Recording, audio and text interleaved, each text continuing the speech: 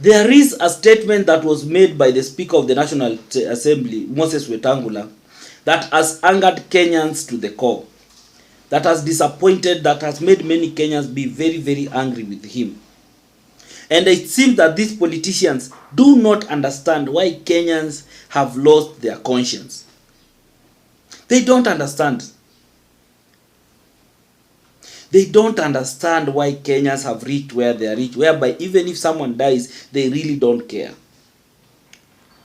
Before I go to that statement, if you're coming here for the first time, and you're watching me for the first time, kindly take a second to subscribe and to hit the notification bell so that anytime I post a video, you will always be the first to watch. So kindly do so, na kama kawaida, I'll be back.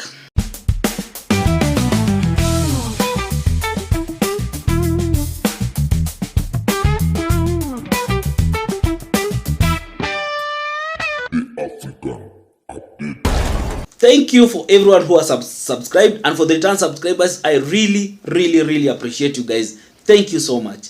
Now, as I've said, that there's a statement that was made by Oparanya. No, not sorry, Oparanya. There's a statement that was made by the Speaker, Moses Wetangula, by saying that Kenyans have lost conscience, Kenyans have done what, so many other things. And there's a statement that also said by UNET, calling out Kenyans to stop wishing bad for politicians and everything. I want you to watch these videos, and then I will come back with my analysis of the whole this matter. So watch these videos. As a family, you have lost. Don't pay any attention to the filth and nonsense on social media. Kenyans have become very callous. Kenyans have become very heartless. Kenyans have become people who is difficult to describe. Pay attention to your family. The Speaker of Parliament says Kenyans have become people who are hard to describe. The political class has become a group that is very easy to describe, and I'll describe them. He has overseen a parliament that is captured by the executive. He oversees a parliament that is not alive to the interest of the people. He oversaw a parliament that on June 25th, when millions of young people were right outside parliament protesting against the finance bill that went ahead to pass a finance bill that was to introduce tax measures which were going to hurt Kenyans, while Kenyans right outside of parliament kept telling them that this is not what we want. So, Speaker of Parliament, if there's anyone who is heartless, I think it's the person who wanted to introduce extra taxes on sanitary pads, on baby formula. I think that's the person who is heartless. If there's anyone who is heartless, it's the person who described the deaths of young people on parliament grounds as deaths happen every year. Deaths happen and people die all the time, and we move on. So, I think the Honourable Speaker speaks for the political class. Those are the people who are heartless. I think a lot of Kenyans are people of genuine concern, people who love this country, people who just want to live decent, affordable lives, who want to take their kids to school and afford 3 million. So you've watched those videos, and you can clearly see what they are saying. But let me first say, no one wishes death on anyone. Death is a bad thing, and once it's inafika kwako, then you will notice how painful it is. Death is not a good thing you can wish on anyone. You cannot wish it on your children, on your enemy, on even your worst enemy. But now let us come to the other side. Let us analyze the other side. These politicians are saying that Kenyans have lost their conscience, that Kenyans rejoice when politicians die or anything happens to some of these politicians. They must, before they understand anything, and this is where I fault the Speaker. When you start saying that Kenyans have lost conscience, you are the Speaker of the National Assembly. The National Assembly is the House of Representative of the people. The people who are there are the representative of the people. So once you call people that the people have lost conscience, don't you feel like you are degrading your office? You are degrading that parliament. You people should sit down and ask yourself, we as the representative of the people, where have we failed? Why do we have people, the people that we represent now are rejoice when one of us loses their lives or anything happens? Why? That is where the question needs to be. Before you start blaming saying Kenyans nini na nini. You people are the representative of the people. Sit down and ask yourself, where did we drop the ball? Where did we go wrong? That is where you need to ask the question, because I don't think anyone just wakes up and says and just gets excited that, oh, so and so has died, so let us rejoice, let us have fun, let us make merry. No, it doesn't work like that. Kenyans have been pushed. Kenyans have been pushed to this level. They saw you people rejoice. They say you people did not react. Some of you rejoiced when young people were shot outside parliament. Some of you people rejoiced. It is very clear, even it is in the video. Some of you people are saying that those people deserve to die.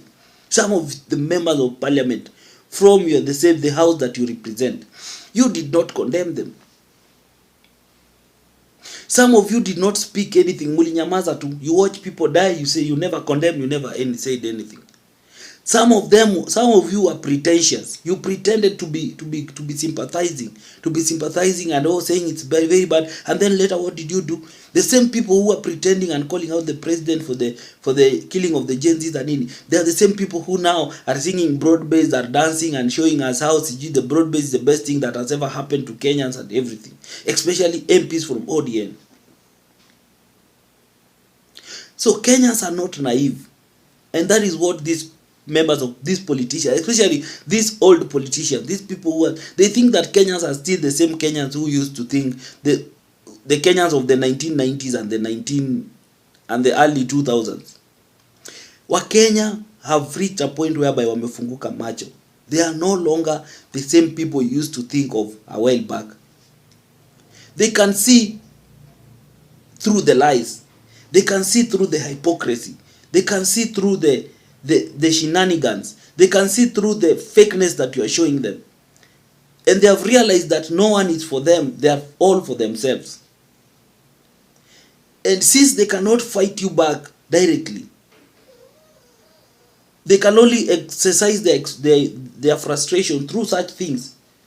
These people are just sending a message to you people that we are not happy with you guys. We are not happy with you people, how you are ruling over us. We are not happy how you are running this country. We are not happy how you are operating in that parliament and everything. Why can't you just sit down and listen? I think what the speaker ought to have told the people is to sit down and not to the people, to tell its members of parliament that let us sit down and do some self-introspection and look inside. Where did we go wrong as a parliament? Because it is very clear all these problems stems from the parliament, not anyone else, because it is the parliament who can fix the executive.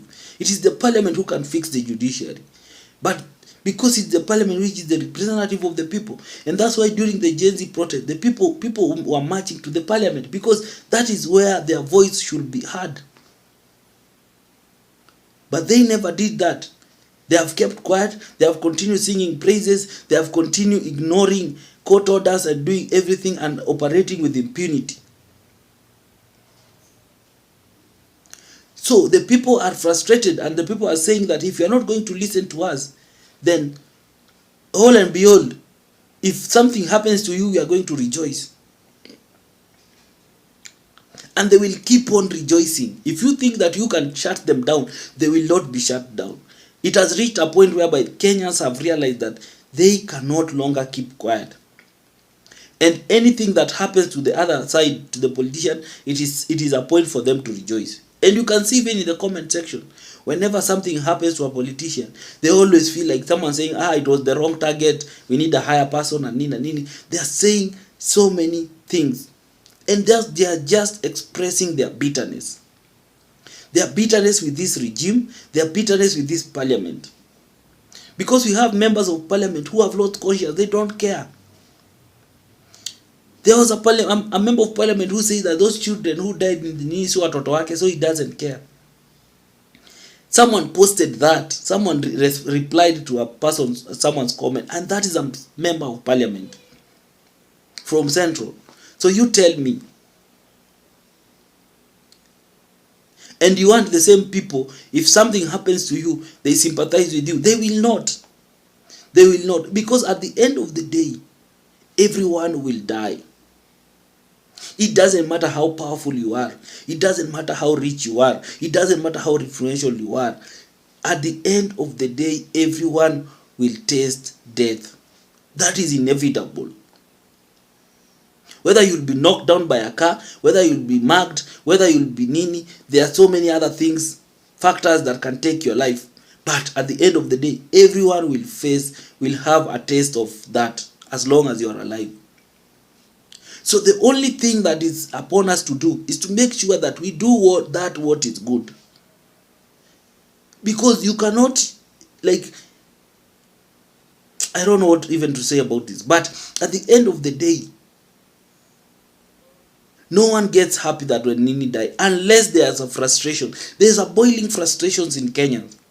There's something that is eating them up, and the political class have refused to listen. They have refused. They have decided they are going to look the other way, and they don't care, and they don't give an F about it. And the political class have decided that they are not going to pay attention to any cries of any Kenyans and everything. And that is why, that is what is making this thing ifike mahali imefika. That Kenyans have reached a point like they don't care. Nyi mkufe tu, si mnataka kufa, die. We will celebrate. We will nini na nini. So it is a sad state of affair, and if people are not going to sit down and do some self-reflect, and we find out how do we cure this country, because we have a very bitter generation. There's a generation right now, especially after the Gen Z, there are people who are very, very, very, very bitter. That no matter what you say, even if you say something good about the president, ukisema tu, hey, I like his shirt, in the comment section, you just become an enemy of the people immediately. So, you tell me, what do you think about this whole thing? For me, I feel like there's something that Kenyans are bitter about, and the political class have decided to just ignore. But a time will come when things will be, mambo itachemuka vizuri. So what do you think about all this? You can put your views in the comment section. Tell us what you think. Tell us what your views are. Tell us what you feel about everything in the comment section. But above it all, remain respectful. Remain respectful. Do not insult anyone. Do not come and have a personal attack on anyone. But all I can say at the end of the day, no one wishes death on anyone. It is a bad thing. And I really sympathize with the family of the late member of parliament who was ganged down. It is a sad state of affair. I think as a country we should not go that direction. Members of parliament should not be ganged down like that. I don't want to do an analysis of that because I don't know anything about it. The only thing I can say is that I wish the family comes out of this strong. Thank you. Until next time. Bye-bye. The African Update.